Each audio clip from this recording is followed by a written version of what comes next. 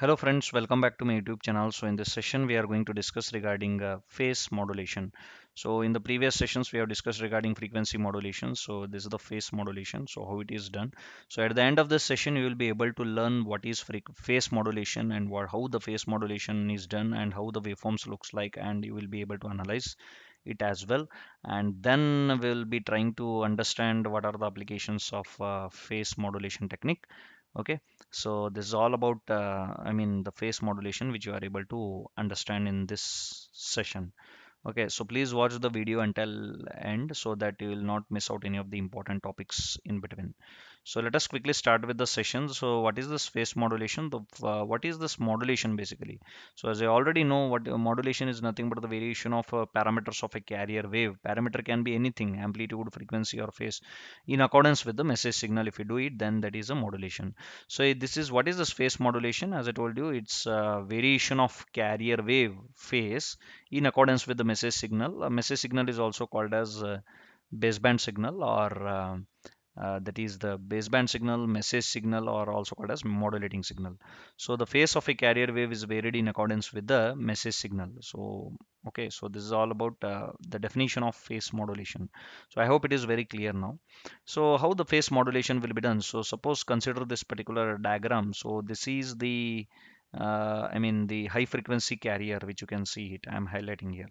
So this is the message signal which I am showing it here. Okay, so whatever the resultant phase modulated wave is there, that also I am trying to show it here. So what happens is, as I told in the definition, that the phase of the carrier wave is varied in accordance with the message signal. Means the phase of this wave, carrier wave, is varied in accordance with this message signal. Okay, so let's see. Now we will try to analyze now. So this is amplitude is going to be positive half. So this is high frequency only. The carrier wave is having high frequency, and it is at a constant frequency. So we have to vary it as per the modulating signal. That is the definition of modulation here. So here what we will do is, during this positive amplitude which I am trying to show you, the phase shift will be less. So there is a variation in phase which you can see it here. So and definitely, here also, when say during negative, it is the phase is getting changed very quickly. Okay, so in this way this phase modulation will work. So then we will try to understand the derivation of this particular phase modulated wave. I hope it is very clear when I was explaining the the frequency modulation in the previous session. So I will not go in detail, but still I will try to explain you more about how the equation has to be derived. So let this message signal is represented as m of t is equal to am cos omega m into t. This you already know. Okay, in any of the this one modulation technique. So m of t we will try to define in this way itself. So the general form of the PM signal is, means phase modulated signal is x of t is equal to AC cos theta into t. So theta of t.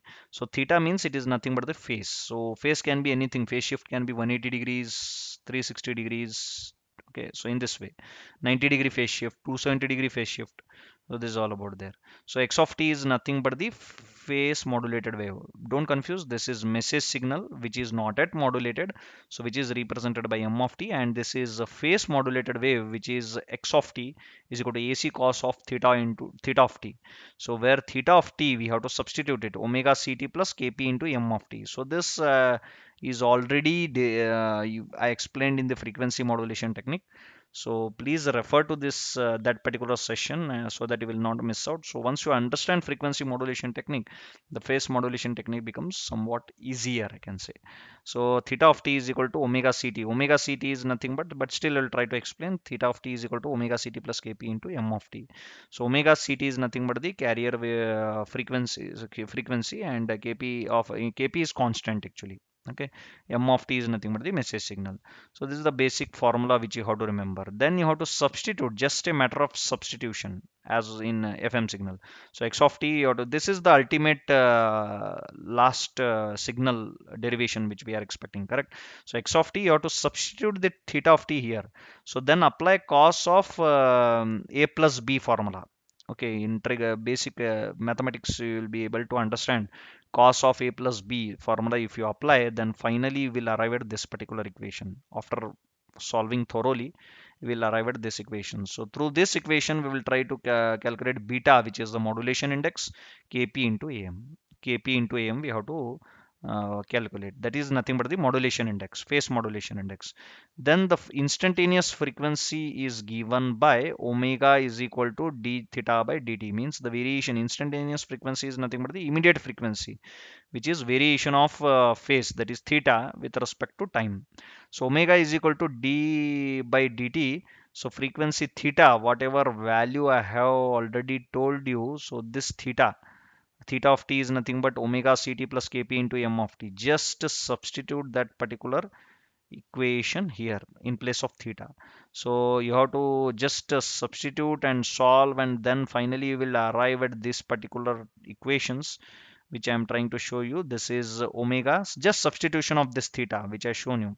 So just have to substitute, then f is equal to fc minus beta fm into sine omega m into t. So that is the equation which will arrive. So then frequency deviation of the signal is given by delta f is equal to beta fm. So this is the basic formula, because beta is equal to delta f by fm, which you already learnt in the frequency modulation technique. So with respect to that, frequency deviation is given by delta f is equal to beta fm. So just substitute beta value kp into am, then you will get kp am into fm. This is very easy, right? So just substitute this beta value. So beta value is already found above, which I am trying to show you now. 1 minute. Yeah, kp into am. We already have beta value. Just substitute there, and you will get the frequency deviation. So frequency deviation, as I already told in the last session, it is delta f. Okay, delta f is the frequency deviation. So for phase modulation, phase deviation is given away. Frequency deviation is done for.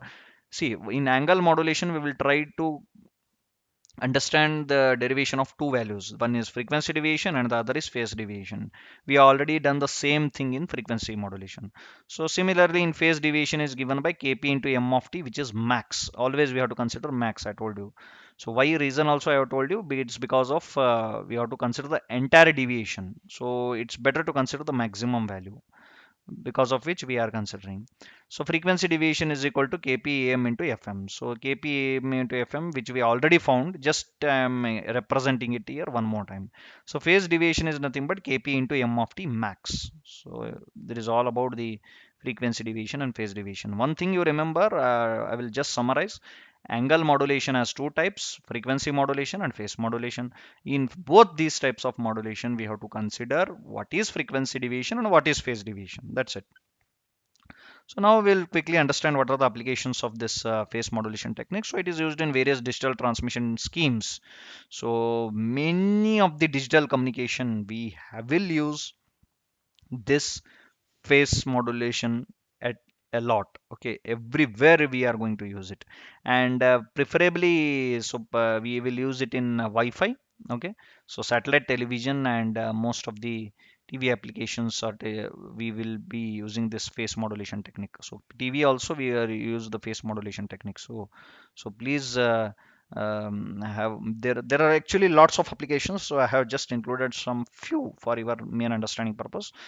So this is all about the phase modulation technique. So in this session, we have learned what is phase modulation, how phase modulation is done, how the waveforms are like, and we have derived the equations for PM, that is phase modulation technique, and through which we have found out what is frequency deviation and what is phase deviation we have found out.